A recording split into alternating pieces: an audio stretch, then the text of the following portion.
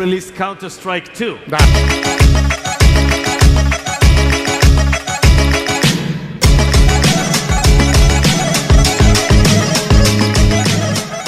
It's here. It's finally here. Counter-Strike 2 is official. Valve on their YouTube channel has released 3 videos basically explaining the main 3 changes going from Counter-Strike Global Offensive to Counter-Strike 2. And as expected, Counter-Strike 2 is not really a new game, but really just Counter-Strike Global Offensive ported to the Source 2 engine. But there are some nice changes here, so let's just jump into it and then we'll answer the question, is CS2 too little, too late, and is it actually going to be even a good game?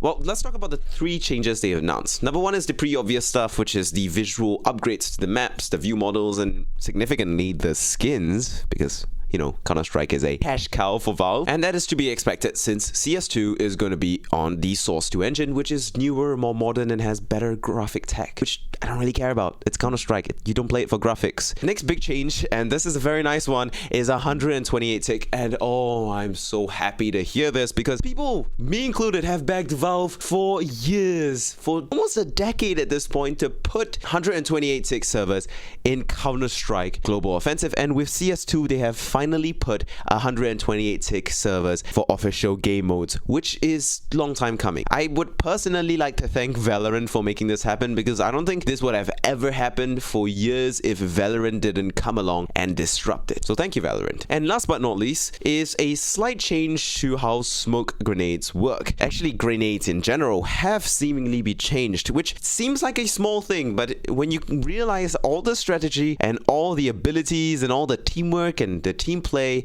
in CS revolve around grenades, it's actually pretty significant, could shift the meta and could shift gameplay and plans and strategy significantly. The biggest change is definitely the smoke grenades. So the thing about smoke grenades now is that instead of being like a fixed pattern that just shows up on your map and in your game, it's actually a dynamic volumetric rendering. So everyone gets the same smoke grenade no matter where you are, no matter who you are, no matter how connected to the server you are, and it also adapts to the environment you throw the smoke grenade in. So if you're throwing the smoke grenade inside lower B tunnels in Dust 2, for example, it's probably going to cover more surface area since it's going to expand to fill the tight and narrow tunnels and expand further than a smoke grenade out in the open, for example. But that's just one change to the smoke grenades, the kind of dynamic adaptability of it. The bigger change is that it now dissipates. Now when you shoot through a smoke grenade, it actually dissipates, which allows you to have a little window in which you can see what you're shooting at, which means if you want to see through a smoke grenade, you just shoot through it, which does significantly nerf the power and ability of smoke grenades. And crazier than that, smoke grenades now have been balanced by the frag grenade. If you throw a frag grenade at a smoke grenade, it completely dissipates the smoke grenade, so basically turns it on. Now, this is like how smoke grenades work in real life, similar somewhat, so fair enough. But doesn't this kind of weaken the smoke grenades a little too much?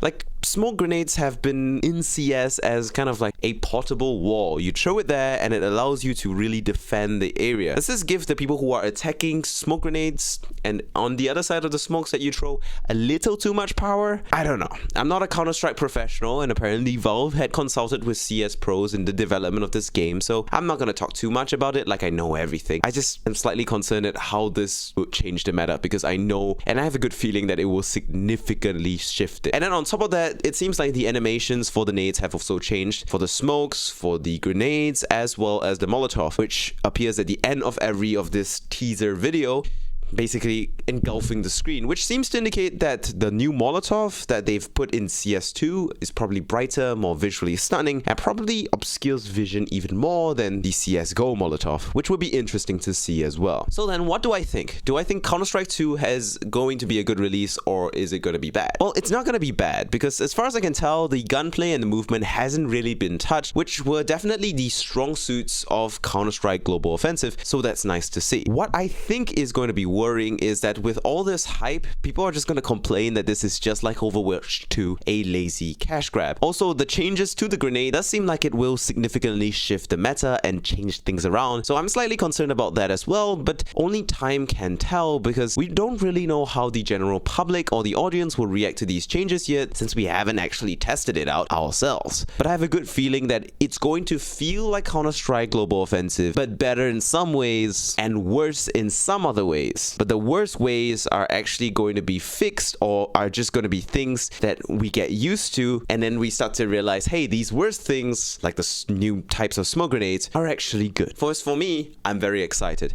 I'm kind of sick of Valorant at this point, so I would love to go back to Counter-Strike, and CS2 seems like a great opportunity and a great excuse to start playing Counter-Strike again, so I'm pretty hyped.